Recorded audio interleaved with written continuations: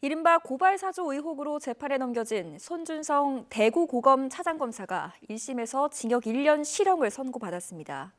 재판부는 손 검사가 정치적 중립을 정면으로 위반해서 검찰권을 남용했다며 죄책이 무겁다고 질타했습니다. 역시 취재기자 연결해 보겠습니다. 김다현 기자.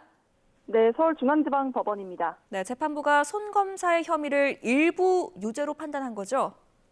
네, 그렇습니다. 서울중앙지방법원은 오늘 고발사주 의혹으로 재판에 넘겨진 손준성 검사에게 징역 1년의 실형을 선고했습니다. 다만 손 검사가 증거를 없앨 우려는 없어 보인다며 법정 구속은 하지 않았습니다. 재판부는 먼저 손 검사가 지난 2020년 4월 최강욱 전 의원과 유시민 작가 등 범여권 인사 고발장 등을 당시 야권에 직접 보낸 사실이 인정된다고 밝혔습니다. 당시 검찰을 공격하던 여권 인사 등을 피고발인으로 삼았던 만큼 손 검사에게 고발이 이루어지게 할 동기가 있었다는 설명입니다.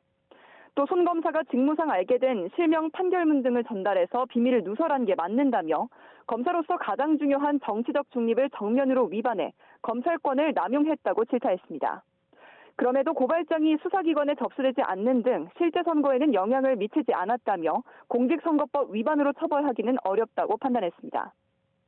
손 검사는 총선 직전인 지난 2020년 4월 범여권 인사들에 대한 고발장과 실명 판결문 등을 두 차례 텔레그램 메신저로 국민의힘 김웅 의원과 주고받은 혐의로 재판에 넘겨졌습니다.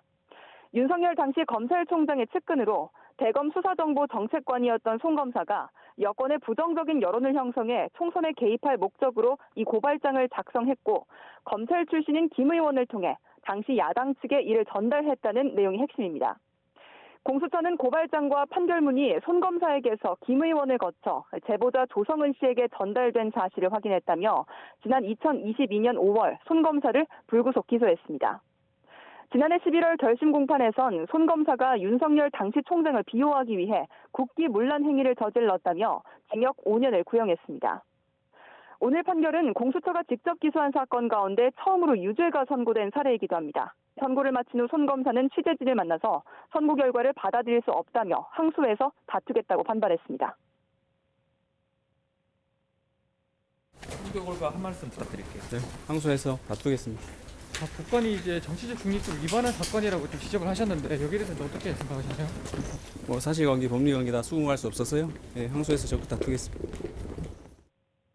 네, 손 검사는 고발사주 의혹으로 재판을 받던 지난해 9월 검사장으로 승진했고 지난달에는 국회에서 탄핵소추안이 의결돼 직무가 정지된 상태입니다.